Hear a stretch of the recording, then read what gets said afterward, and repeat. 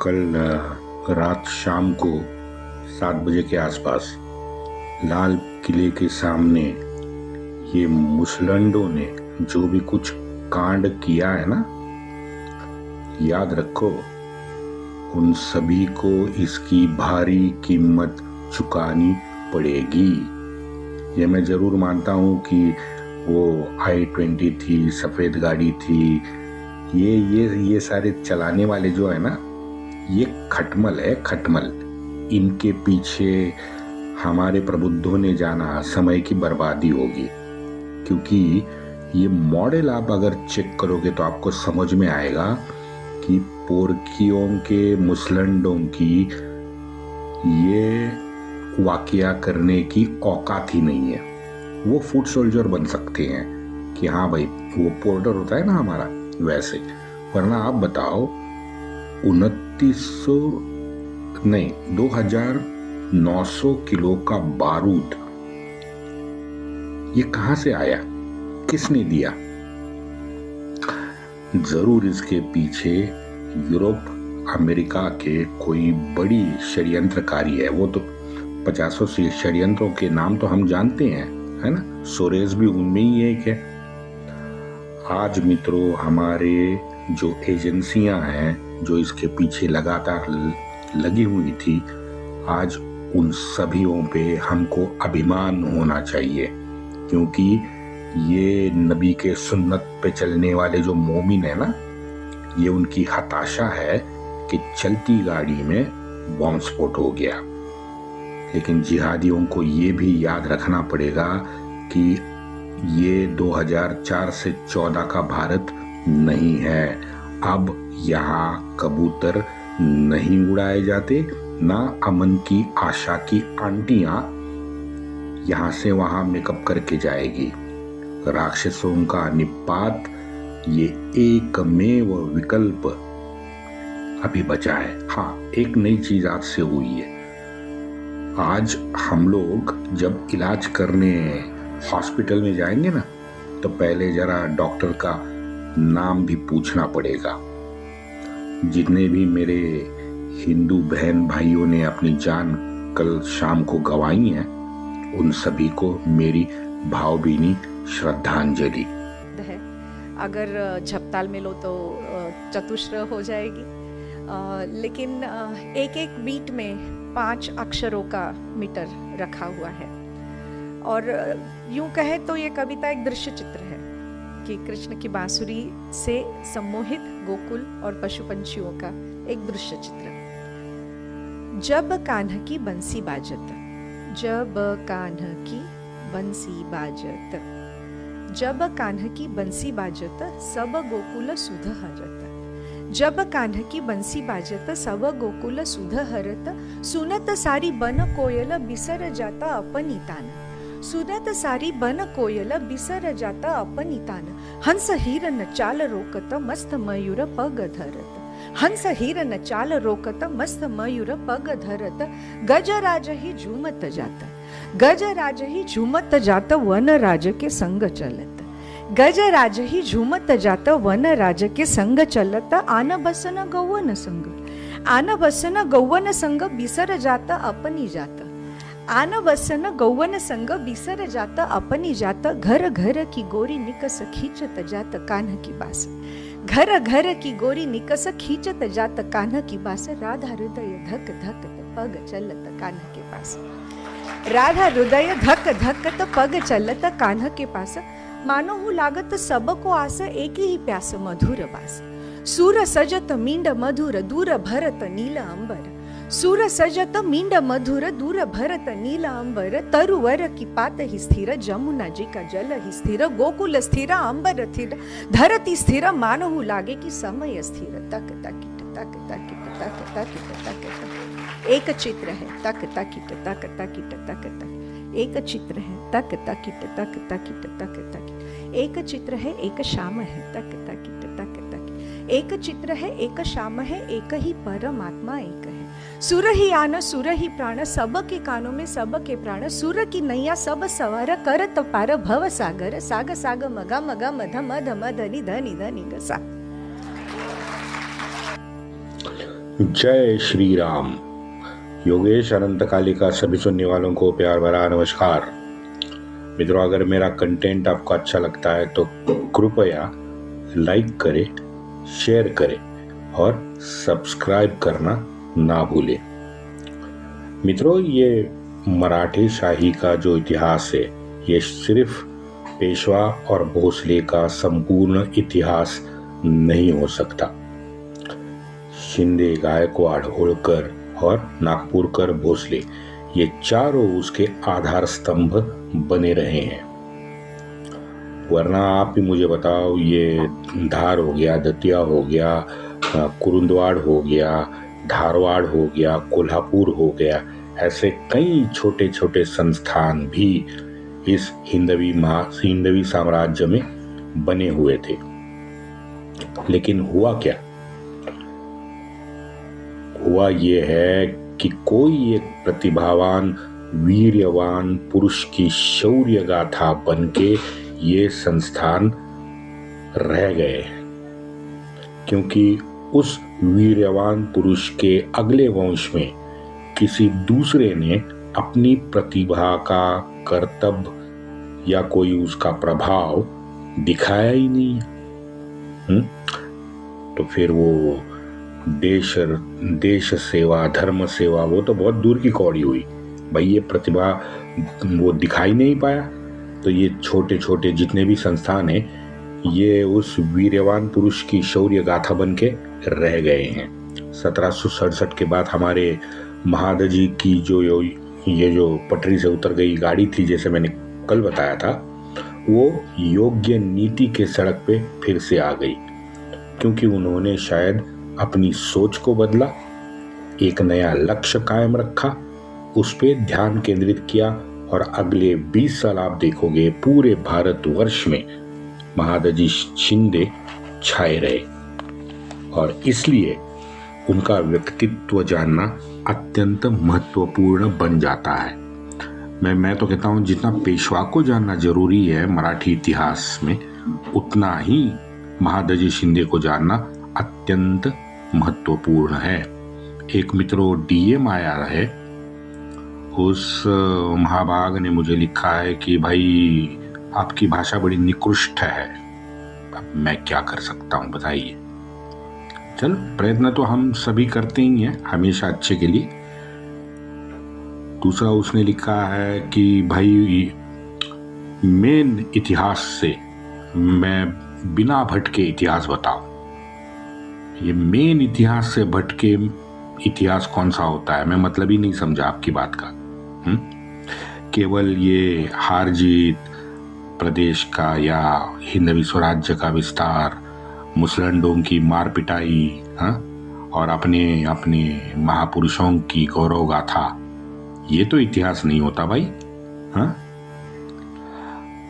पता नहीं और कौन सा उत्तर आपको दूं। जो मुझे समझ आई मैंने बता दी। आगे बढ़ते हैं।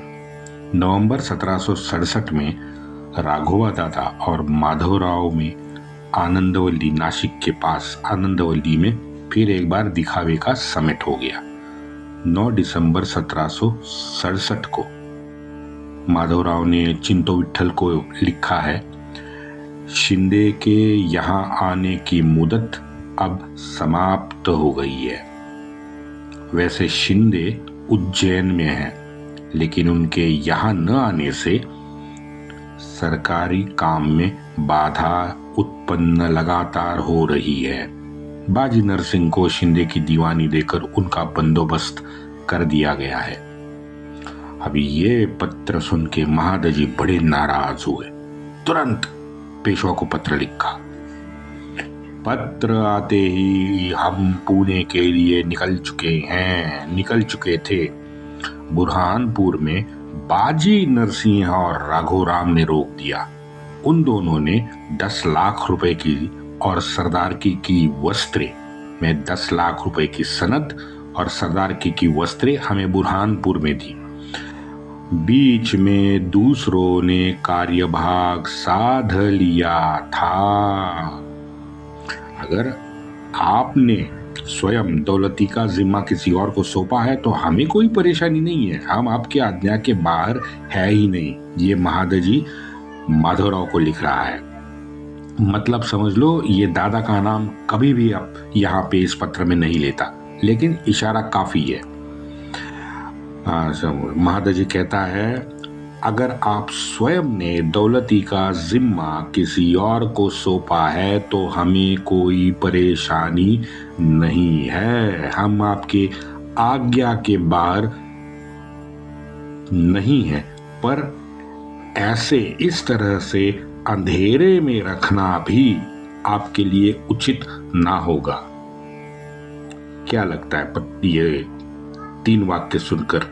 यही ना कि पाताल यंत्री दादा अब इस हद तक प्रयत्नशाली बन गए थे, जो चाहे उसको सनद दे रहे थे। वो तो परसों भी मैंने बोला ना आपको कि वो केदार जी को सनद बहाल की, फिर से महादजी के नाम पे कर दी। शिंदे होलकरों को एकजुट होकर मेरे लिए काम करने के लिए उसने ये भी किया, आज्ञा भी, ये उनको आदेश भी दिया कि भाई मेरे लिए काम करो। अब इसके बाद महादजी पेशवा से पुणे में जाके मिला। तारीख थी 15 जनवरी 1768। 15 जनवरी को विधिवत महादजी को सरदार की वस्त्रें प्रदान कर दी गई। मैं हमेशा सोचता हूँ इस सब जो भी कुछ हो रहा था उसमें महादजी की मनोवस्था कैसी रही होगी। भाई 7 साल के कठिन परिश्रम के बाद, अपमानित होने के बाद, प्रताड़ना झेलने के बाद आखिरकार उसको ये सरदार की मिली थी। फ्री लंच थोड़ी ना था, वो तो सिर्फ हमारे यहाँ अधेड़ को मिलता है।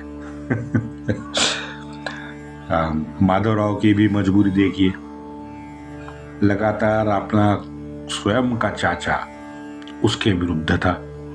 इन दोनों में अब युद्ध होना अटल दिख रहा था। अब ऐसे युद्ध को देखते हुए माधवराव को भी अपना खेमा मजबूत करना था। महादजी को अपने पक्ष में करने का सीधा मतलब है केदार जी का साथ आना। सीधी बात है, जहां महादजी वहां केदार जी, इतना सीधा गणित था। अब केदार जी और महादजी को माधवराव के पक्ष में जाते देख दादा चकरा गया हमारा। इसके बाद ही मित्रों हम देखते हैं कि केदार जी दादा के पास गया। अब केदार जी दादा के पास गया या दादा ने उसको अपने पास रखने के लिए मजबूर किया, इतिहास इससे अनिभिज्ञ है। लेकिन महादजी ने बड़े तन मन से, श्रद्धा से आखिरकार एक पक्ष का चयन निश्चित तौर पे किया था। मैंने परसों ही बताया कि तुकोजी होलकर ने स्वयं को इस झमेले से दूर रखा था। लेकिन आप मजाक देखिए, गंगाधर पंत उसके वकील थे होलकरों के। अब गंगाधर पंत के जरिए पूरी होलकर की फौज दादा पक्ष में, दादा के पीछे खड़ी थी। क्या मतलब निकलता है बताइए? क्योंकि फौज तो दादा के लिए भेजी थी, हाँ, स्वयं जाहिर किया कि मैं भाई इससे अलिप्त हूं। क्या मतलब बनता है? श्रोता आप समझ सकते हो। बाकी तर्क वितर्क मैं यहाँ पे नहीं करूंगा क्योंकि वो इतिहास नहीं है। इसके तुरंत बाद कोल्हापुर के नजदीक घोड़प में चाचा भतीजे की झड़प हो गई। हाँ, वो तो मैंने आपको डिटेल सुनाई है। छोटी सी झड़प थी। अब इस छोटे से झड़प में भी दादा भागकर किले के अंदर जाके छुप गया। इसी झड़प में चिंतो विट्ठल मारा गया, मोरो विट्ठल का हाथ कट गया। केदार जी युद्ध भूमि से वहां भाग गया। बाद में फिर दादा और सभी जितने भी थे षड्यंत्रकारी, उन सभी को कैद कर लिया गया। केदार जी को भी वहां रिमांड मिला। 3 दिन शायद उसकी पुणे में पिटाई हो गई, क्योंकि लिखा है अधमरी अवस्था में महादजी को सौंप दिया गया। अब पुणे में लिखता है कि कैद कर लिया गया। उसके 3 दिन बाद लिखता है कि अधमरी अवस्था में महादजी को सौंपा गया। आज की डेट में हम यही कहेंगे कि हाँ भाई, 3 दिन की रिमांड पुलिस ने ली होगी, जम के कूटा होगा और छोड़ दिया होगा। तो वही हाल शायद केदार जी का किया। अधमरी अवस्था में महादजी के हाथों सौंप दिया गया। लेकिन ये भी बात उतनी सच है ना कि अगर पीटा गया है तो इसका मतलब है केदार जी ने पक्ष बदला था, दादा का पक्ष लिया था। अब क्यों लिया था, कैसे लिया था, ये किसी को नहीं मालूम, क्योंकि घोड़प के उस झड़प के बाद महादजी तुरंत उत्तर के अभियान में भेज दिए गए। हाँ, बीच रास्ते महादजी स्वयं श्रीगोंदा गए थे। सखुबाई का वो सखुबाई को समझा बुझा कर उन्होंने शांत भी किया है, ये मैंने आपको बताया। मैं श्रीगोंदा का उस गांव का, शहर का जो भी कुछ व्यवहार था वो सारा का सारा सखुबाई के नाम महादजी शिंदे ने कर दिया, उसको सौंप दिया। अब इस संदर्भ में हमारे गुरुजी सरदेसाई जी ने कोटा दफ्तर से महादजी के हस्ताक्षर के जितने भी पत्र थे ना, वो उनको कोटा दफ्तर से मिले थे। वहां पे ये सखुबाई और घोड़प के बाद जो उत्तराभियान में दादा गए ना, उसकी जानकारी वहां कोटा के दफ्तर में थी, जो सरदेसाई गुरुजी को मिली। मित्रों, ये है अब ये जो घटना है ना गुरुजी को बोला, इसको भी अभी 125 साल से ज्यादा हो गए। इस घोड़प के बाद मित्रों केदार जी का पात्र जैसे इतिहास पटल से गायब हुआ है। कोई रेफरेंस केदार जी शिंदे का नहीं मिलता घोड़प नदी के बाद, घोड़प झड़प के बाद। वैसे हमारे इतिहासाचार्य राजवाड़े जी हैं, उन्होंने जो खंड लिखे हैं उनमें केदार जी के, महादजी के बहुत सारे पत्र आज भी उपलब्ध है। जरा इसी संदर्भ में एक और हमारे दूसरे आधार स्तंभ को भी देखना बनता है, दमाजी गायकवाड़।